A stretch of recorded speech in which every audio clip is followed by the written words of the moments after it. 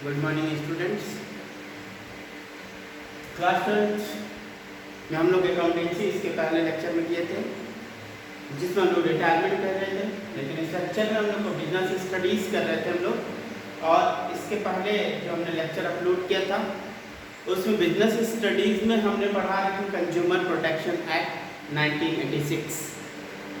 तो उसमें पहला लेक्चर हुआ था, मैंने उसमें इंट्रोडक्शन दिया था कि क्यों लाया गया उसको, क्या रीज़न रहा होगा लाने का उसको, और उससे क्या रिलीफ मिलती है, कंज्यूमर्स को क्या राइट्स होते हैं, क्या उसकी रिस्पॉन्सिबिलिटी होती है, कैसे वो अपने राइट्स को एक्सरसाइज कर पाता है और अपनी रिस्पॉन्सिबिलिटी को फुलफिल कर पाता है कंज्यूमर्स।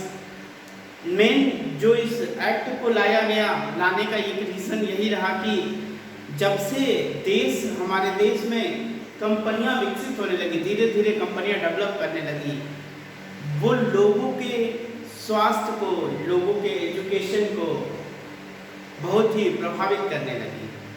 वो क्या करें कि जो गुड्स बनाती थी उसमें जो कंटेंट होते थे वो बताने का प्रयास नहीं करती थी, गलत तरीके से गुड्स को बनाती थी, जिससे लोग परेशान होते थे। उसका जो वेट होता था वो फुलफिल नहीं हो पाता था, जितना वेट होना चाहिए वो नहीं होता था।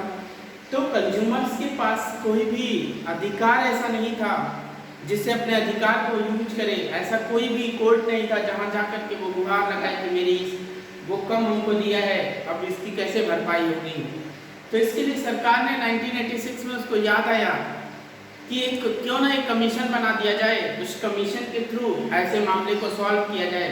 तो इस मामले को सॉल्व करने के लिए इस कमीशन को बनाया गया और इस कमीशन के लिए एक एक्ट बना दिया गया, जिस एक्ट का नाम दे दिया गया कंज्यूमर प्रोटेक्शन एक्ट 1986, जो कि बना तो 1986 में, लेकिन इसका जो इन्फोर्समेंट में जो आया वो 1 जुलाई 1987 में आया और वो पूरे इंडिया में 1 जुलाई 1987 से एप्लीकेबल हो गया। अब करना क्या है, इसमें क्या करना था, कुछ राइट्स दिए गए थे, कुछ था। हमने बताया था कि कंज्यूमर प्रोटेक्शन एक्ट को लाने का रीज़न क्या रहा होगा, क्योंकि कंज्यूमर्स का इग्नोरेंस हो रहा था। ये पीछे की बातें मैं बता रहा हूँ, कंज्यूमर्स का इग्नोरेंस हो रहा था। तो मैंने कहा इग्नोरेंस होने के पीछे कुछ तो रीज़न रहा होगा। तो रीज़न ये था, कंज्यूमर इसलिए इग्नोरेंस होता था क्योंकि वो एक साथ नहीं आता था, कभी भी वो एक साथ काम नहीं कर पाता था, अनऑर्गेनाइज्ड था। यानी कंज्यूमर क्या था, अनऑर्गेनाइज्ड था। और जरा बताएगा, जब कंज्यूमर अनऑर्गेनाइज्ड था तो उसका इग्नोरेंस हो रहा था। तो अब मैं सवाल पूछूं कि अनऑर्गेनाइज्ड था क्यों नहीं ऑर्गेनाइज हो पाता था, क्योंकि वाइड स्प्रेड था। मेरी बहुत बड़ी पॉपुलेशन है, बहुत वाइड स्प्रेड था, इसलिए किसी ऑर्गेनाइजेशन को बन पाना संभव नहीं होता था। तो ये 3 बातें रही थी कि कंज्यूमर प्रोटेक्शन एक्ट को लाने का। तो यहाँ तक हमने पढ़ा था, फिर कुछ राइट्स पढ़ा था, right to education, right to safety, इन सब बातों को हम लोग ने आगे डिस्कस किया था। उसके बाद से हमने right to information, right to choice, right to seek redressal. मैंने बताया था सिक रिड्रेसल का मतलब क्या, रिड्रेसल का मतलब होता है कोर्ट, जहां से आपको रिलीफ मिलता है अगर कोई प्रोड्यूसर या कोई सेलर आपको कुछ गलत प्रोडक्ट बेच देता है, तो जहां से रिलीफ मिलता है उसको रिड्रेसल बोलते हैं हम लोग। तो यहाँ पर आज हम रिड्रेसल के बारे में चर्चा करेंगे। आज 3 तरह के रिड्रेसल बनाए गए हमारे पास, डिस्ट्रिक्ट, स्टेट और नेशनल। तो उसके बारे में बात करेंगे, लेकिन इसके पहले हम लोग को कुछ टॉपिक्स पढ़ने हैं। जैसे कि मैं बात करूं क्या क्या रिलीफ हमको मिलता है, क्या क्या रिलीफ जो है कंज्यूमर्स को मिलता है, किस तरह का रिलीफ की मैं बात करूं तो रिलीफ में सबसे पहले removable of the defect in the goods. मतलब कैसे रिलीफ की बात कर रहे हैं हम लोग, सबसे पहले ऐसे relief remedies are available to the consumers on complaint filed by him. कैसे कंप्लेंट्स को फिल्ड किया गया कि उसके लिए कौन से रिलीफ मिले गए हैं। तो सबसे पहला रिलीफ हमको मिला removable of the defects from the goods. कहता है गुड्स जितना भी हमने खरीदा है उस पूरे गुड्स में से जितना भी डिफेक्ट्स है उसको हम लोग को रिमूव कर सकते हैं, जितना भी डिफेक्टेड गुड्स है उसको रिमूव करने का मेरे पास रिलीफ मिलता है, रेमेडीज है मेरे पास, मैं इसको रिमूव कर सकता हूँ। जैसे मान लीजिए मैंने क्या किया, यहाँ पे हमने गुड्स खरीदा ऐसे और ये इतना डिफेक्ट निकल गया, लेकिन अगर इसको अलग करने से भी इसका काम चल जाता है तो सिर्फ मेरे पास अधिकार, एक केस होता है, मैं केस स्टडी थोड़ा सा इसका बता देता हूँ। इस तरह में एक गुड्स है ऐसा वाला, ठीक है। अब ये गुड्स जो है यहाँ से डैमेज हो गया, डिफेक्ट्स आ गए इसमें। अब हुआ क्या, अगर ये गुड्स पूरा गुड्स इसके बिना इसको अलग किया जा सकता है, इससे अलग किया जा सकता है, तब इस गुड्स का सिर्फ इतने पार्ट का डिफेक्ट गुड्स का जिम्मेदार होगा, ठीक है ना, वनली डिफेक्ट गुड्स का। लेकिन इसको वापस नहीं करेगा। अगर इसको अलग किया जा सकता है तो सिर्फ इतने के लिए जिम्मेदार है, इतने के लिए जिम्मेदार नहीं है। अब बात दूसरी सुनिएगा हमसे कि अगर मान लीजिए ऐसा कुछ हमने खरीदा और इसको अलग नहीं किया जा सकता, इसको सेपरेट अलग नहीं कर सकते, तो आप जरा बताइए, अलग नहीं कर सकते, इसके बिना ये काम नहीं कर सकता, तो उस केस में इसको पूरे का रिलीफ देना पड़ेगा सेलर को या प्रोड्यूसर को। तो ये ध्यान रहे, ऐसे केस स्टडी बन जाता है कि अगर गुड्स को अलग किया जाता है, किया जा सकता है और थोड़ा सा पार्ट उसका डिफेक्ट हो गया, डिफेक्टिव पार्ट्स को से अलग किया जा सकता है उससे, तो आप मान के चलिए अगर अलग किया जा सकता है तो जो अलग होने वाला पार्ट है उसी का केवल वो लायबल होगा, बाकी पूरे गुड्स के लिए लायबल नहीं होगा। फिर बात है रिप्लेसमेंट ऑफ गुड्स। कहता है कि जो अगर गुड्स में कोई डिफेक्ट है, मान लीजिए हमने एग्रीमेंट कर लिया, अब मेरे पास ये राइट है कि मान लीजिए हमने एग्रीमेंट किया कि हमको गुड्स इस हिसाब से चाहिए, ऐसा ऐसा होना चाहिए। अगर गुड्स उस हिसाब से नहीं है तो मेरे पास ये अधिकार है कि उस गुड्स को मैं वापस कर दूं। अगर मेरे हिसाब से नहीं है, जैसे मैंने फोन खरीदा तो मैंने उससे कहा देखो भाई मुझे क्लास रिकॉर्ड करनी है, खूब अच्छे से वीडियो आनी चाहिए। अगर अच्छे से वीडियो आनी चाहिए और ये वीडियो खराब देता है, क्वालिटी इसकी खराब आती है, तो मेरे पास ये राइट है, अगर मैंने ये हमारे पास एविडेंस है कि हमको ये हमने उसको ये बताया कि अच्छा क्वालिटी वाला हमको वीडियो वाला मोबाइल फोन देना, उसने कुछ किया वहाँ पे दिखा दिया, लेकिन यहाँ पे मैं कर रहा हूँ तो हो नहीं रहा है, तो उस कंडीशन में हम पूरे गुड्स को वापस कर सकते हैं, ये रिलीफ मेरे पास होता है। उसके बाद है refunds of the price paid. कह रहा है अगर हम गुड्स वापस करेंगे तो क्या वो प्राइस रख लेगा या गुड्स हम दे के चले आएंगे? नहीं ना, जो गुड्स हम दे करके आएंगे उसका प्राइस वापस लेने का अधिकार मेरे पास होगा। फिर removable of defects deficiency of service. कहता है हम अगर मान लीजिए कोई सर्विसेज प्रोवाइड करते हैं, अगर कोई आपको सर्विसेज प्रोवाइड करता है और वो सर्विसेज डिफेक्टिव सर्विसेज हो, डेफिशिएंसी हो सर्विसेज में, उस हिसाब से ना हो, जैसे आप किसी कोचिंग सेंटर में अगर आप पढ़ते हैं और उस कोचिंग सेंटर में आपका जो मेन एम है उसके हिसाब से आप कहते हैं जा करके कि मुझे सीए की कोचिंग करनी है, और वो सीए के जब आपने फीस पे कर दिया, लेकिन सीए की जगह पे वो आपको दूसरा कोर्स, मैं एक कहानी बताता हूँ, एक सही बात है। उस बात पे कि एक बच्चा था जो कि गांव से गया था और वो सीए करने गया था, उसको करना था चार्टर्ड अकाउंटेंट, लेकिन उस बेचारे ने गलती से, उसको पता नहीं था, वो पढ़ा लिखा कम था, गोरखपुर में आईसीए एक कंप्यूटर एजुकेशन ट्रेनिंग है, कंप्यूटर एजुकेशन सेंटर था, और वो गलती से यहाँ चला गया आईसीए को, सोचा कि सीए का ही ऑर्गेनाइजेशन। अब उस इन लोगों ने गलत एक्सप्लेनेशन दे दिया उसको कि सीए से भी ये बेटर है, इनकी भी गलती नहीं थी, इन्होंने समझाया सीए और इस अपने ऑर्गेनाइजेशन के बारे में। तो आपको पता है विंडो ड्रेसिंग सब लोग कर लेते हैं, अपने बारे में अच्छा अच्छा चढ़ा बढ़ा के बताते हैं, और वो बेचारा यहाँ पे फीस सबमिट करके और पूरी पढ़ाई कर लेता है। जब कुछ दिन बाद उसके दोस्त मिलते हैं और फिर पता चलता है कि ये तो सीए नहीं है, चार्टर्ड अकाउंटेंट नहीं है, ये तो कंप्यूटर एप्लीकेशन वाला आईसीए है, तब उसको ये पता चला। तो जिससे क्या हुआ ये प्रॉब्लम क्रिएट होने लगी, प्रॉब्लम ये क्रिएट होने लगी। कैसी प्रॉब्लम क्रिएट होने लगी? अब बताइए सर्विसेज डिफेक्टिव हुआ कि नहीं? ये डिफेक्टिव हुआ। सिर्फ ये एग्जाम्पल मात्र था, ये एक एग्जाम्पल मात्र था कि अगर मान लीजिए ICAI है गोरखपुर में, इस तरह से बच्चा जाता है और वो फंस जाता है वहाँ पे, तो बताइएगा क्या वो उस डेफिशिएंसी ऑफ सर्वे रिमूव कर सकता है कि नहीं? उसको रिमूव कर सकता है।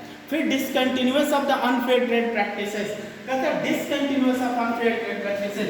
अगर मान लीजिए कोई भी अनफेयर ट्रेड प्रैक्टिसेस करता है तो आप उसको डिसकंटिन्यू कर सकते हैं। जैसे मान लीजिए आप किसी कोचिंग में पढ़ने के लिए जाते हैं और आप क्या होता है, हमारे और आपके बीच में बात होता है, गलत पढ़ाने लगते हैं, तो आप ने कॉन्ट्रैक्ट किया था 1 साल तक पढ़ेंगे, तो आप इसको बीच में क्या कर सकते हैं? रोक सकते हैं, डिसकंटिन्यू कर सकते हैं। Stopping the sale of the hardware goods, stopping the sale of मतलब ऐसा गुड्स जो हमको डिफेक्ट करे, हमको नुकसान पहुंचाए, ऐसे गुड्स को सेल करना, स्टॉप कर देना चाहिए। ये हमारे पास रिलीफ है। Payment to the aggrieved party, कहता है जो पार्टी बेचारा, एग्रीव्ड पार्टी का मतलब होता है जो बेचारा है, बेचारा मतलब जिसको क्षतिपूर्ति हुई है, उस गुड्स से नुकसान हुआ है, उसको वो भरपाई कर सकता है, उसको भरपाई करना होगा और उसकी वो भरपाई कर देगा। तो अब हम लोग को जो आगे करना है, हम लोग को जो आगे करना है, payment of the aggrieved party, उसका एग्रीव्ड पार्टी को पेमेंट कर देना चाहिए। अब बात यह है कि हमारे पास कमीशन है। कैसे कमीशंस हैं? जो अब हमने बताया था कि जब ये ऑर्गेनाइजेशन स्टार्ट हो गया था, जब ऑर्गेनाइजेशन स्टार्ट हुआ तो इंडिया के अंदर 1986 में कमीशन बनाया गया कंज्यूमर को प्रोटेक्ट करने के लिए, जो कि कंज्यूमर प्रोटेक्शन एक्ट के नाम से जाना गया। 1986 एक कमीशन बनाया गया। अब वो जो कमीशन था, वो जो रिलीफ मिल रहा था कंज्यूमर्स को, वो 3 पार्ट में बांटा गया था। पहला पार्ट क्या था? पहला क्या पार्ट था? 3 तरह के लेवल बनाए गए थे कोर्ट के।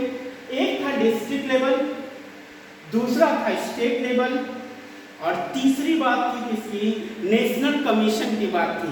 तीसरी किसकी बात थी? नेशनल कमीशन की बात थी।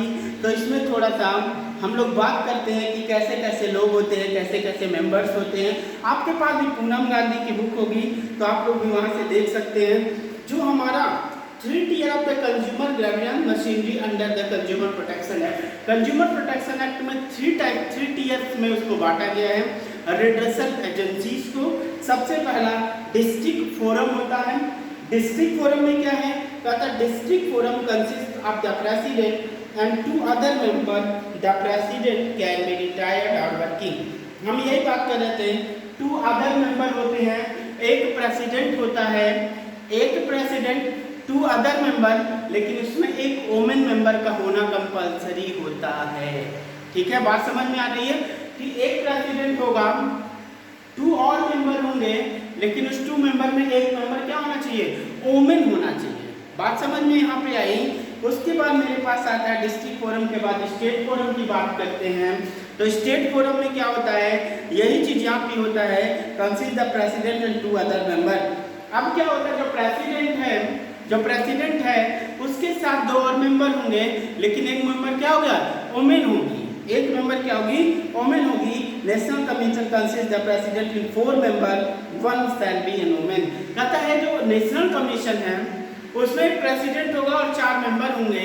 उन 4 मेंबर्स में से एक मेंबर्स को वोमेन होना कंपलसरी है। एक वोमेन्स का मेंबर होना वहाँ पे कंपलसरी है। Must be 1 women member in the national commission, state commission and district commission. इन तीनों में एक वोमेन मेंबर का होना कंपलसरी है। प्रेसिडेंट कोई भी हो सकता है। अब बात ये है कि ये तीनों एजेंसी बनाई क्यों गई हैं? क्यों 3 बनाई गई, क्यों 1 नहीं बनाई गई? तो 3 बनाई गई है जो क्लेम है उसके साइज के हिसाब से। तो हम इन तीनों का डिफरेंस देख लेंगे। सबसे पहली बात तो ये है कि जो ये 3 मेंबर बनाए गए, मैंने अभी समझाया, एक प्रेसिडेंट होता है, 2 मेंबर होते हैं, लेकिन एक वोमेन मेंबर होना कंपलसरी है। 2 मेंबर होते हैं लेकिन एक वोमेन मेंबर होना चाहिए।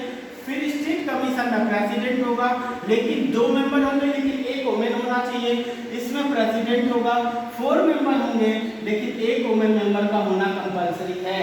यानी तीनों में कहानी ये है, पहले दो में एक प्रेसिडेंट 2 मेंबर, लास्ट वाले में नेशनल कमीशन में एक प्रेसिडेंट और 4 मेंबर, लेकिन तीनों में केस क्या है, एक वुमेन मेंबर का होना कंपलसरी है। फिर दूसरा क्या है, हु कैन बी प्रेसिडेंट। अब मैं बात करूं कौन प्रेसिडेंट बन सकता है, तो सबसे पहले आप देखेंगे जो हमारा डिस्ट्रिक्ट कमीशन है, डिस्ट्रिक्ट कमीशन में कोई भी डिस्ट्रिक्ट जज उस कमीशन का जज बन सकता है, प्रेसिडेंट बन सकता है, चाहे वो रिटायर्ड हो चाहे वो वर्किंग हो। एनी वर्किंग और रिटायर्ड जज of the district court, district court का कोई भी सिटिंग जज या रिटायर्ड जज इसका प्रेसिडेंट बन सकता है। स्टेट कमीशन का कोई भी वर्किंग या सिटिंग वर्किंग या रिटायर्ड जज of the high court can be a president of the state commission of India. State commission, state forum का कोई भी हाई कोर्ट का एक रिटायर्ड जज या वर्किंग जज उसके मेंबर बन सकते हैं। नेशनल कमीशन में क्या है, नेशनल फोरम में क्या है, नेशनल फोरम में who is can be president, who can be president, तो वहां पर बात होती है who can be president, then the president appointed by the central government, suggestion of central government of the selected committee, selection committee, supreme court, sorry एक minute, जो हमारा national commission है, नेशनल कमीशन में 4 जो president who can be appointed, the President is appointed by the central government of India, suggestion of the central government of India, but appointed by the selection committee. Selection committee उसका appoint करती है, लेकिन किसके suggestion पे, central government के। और कौन हो सकता है, रिटायर्ड और वर्किंग जज of the supreme court, retired और वर्किंग जज of the supreme court. Supreme court के रिटायर्ड या वर्किंग जज जो है इसमें क्या बन सकते हैं, इसके प्रेसिडेंट बन सकते हैं। अपॉइंटमेंट कैसे होता है, selection committee appointed by the district commission president by the suggestion of the state government. State government के सजेशन पर जो सिलेक्शन कमेटी है वो अपॉइंट करती है जजेस को, उसके प्रेसिडेंट को। यहाँ पर कौन करता है, सिलेक्शन कमेटी करती है, but suggestion of the state government. यहाँ पे कौन करता है, selection committee, but suggestion of the central government of India. फिर आता है बात कि कंप्लेंट्स कैसे होते हैं। इसी के बेसिस पे 3 टीयर्स में हम लोग को फोरम को बांटा गया था, कमीशन को, इसी के बेसिस में। तो आप देखेंगे अगर जो हमारा केस है, जो केस है वो कम, अगर 20 लाख से कम है, जो मान लीजिए जो कंप्लेंट्स है वो 20 लाख से अगर कम है, तो हम लोग को डिस्ट्रिक्ट कोर्ट में जाना होता है। अगर कंप्लेंट 20 लाख से ज़्यादा है लेकिन 1 करोड़ से कम है, 20 लाख से क्या है अप टू 20 लाख यहाँ, लेकिन 20 लाख से 1 करोड़ तक कहाँ, स्टेट में, और 1 करोड़ से ऊपर कहाँ, नेशनल कमीशन में। 3 कमीशन बनाए गए हैं 20 लाख तक, 20 लाख से 1 करोड़ तक, 1 करोड़ से ऊपर हम लोग को नेशनल कमीशन के पास जाना होता है। ये रहा मेरा कंज्यूमर प्रोटेक्शन एक्ट। अब आपके ऊपर है कि इस नेशनल कंज्यूमर प्रोटेक्शन एक्ट का पूरा केस स्टडी करेंगे, सॉल्व करेंगे। कोई भी क्वेश्चन इसमें बचता है तो आप उस क्वेश्चन को हमसे पूछ सकते हैं, और उसको करते हैं हम केस स्टडी, आपको अभी आज ही सेंड कर देते हैं, और उस पर देख करके उस केस स्टडी को सॉल्व करेंगे। ये तो कंफर्म है, इस चैप्टर से क्वेश्चन अच्छे खासे आते हैं, आएंगे जरूर 1-2 क्वेश्चन। तो ये चैप्टर इंपॉर्टेंट है, इंपॉर्टेंट के साथ साथ ये सबसे आसान सा चैप्टर है, तो इसको थोड़ा पढ़ते जाइए आप लोग। इसको आसानी से आप क्वेश्चन कर लेंगे। ये लिखने की ज़रूरत नहीं है, ये जो नोट्स मैंने सेंड किया है उस नोट्स के अंदर ये सारी बातें लिखी हुई हैं, आपको यहाँ पे ये लिखने की ज़रूरत नहीं है। ये तो सिर्फ समझाने के लिए हमने यहाँ पे आपको लिखा है बोर्ड पे, बाकी सारी चीज़ें क्या है आपके नोट्स के अंदर मेंशन है। आज के इस स्टडीज़ के आप लोग को क्वेश्चन बैंक मिल जाएंगे जिससे आप लोग को प्रिपरेशन करना है। उसके बाद 1 मार्क्स के क्वेश्चन मैं भेज दूंगा, ऑब्जेक्टिव क्वेश्चन, उसको भी आपको सॉल्व करना पड़ेगा जो आपके बोर्ड के लिए एग्जाम के लिए बहुत ही हेल्पफुल होगा। इस लेक्चर में हम लोग इतना ही बात करेंगे, नेक्स्ट लेक्चर में फिर हम लोग आगे पढ़ेंगे, दूसरा चैप्टर को ही स्टार्ट करेंगे।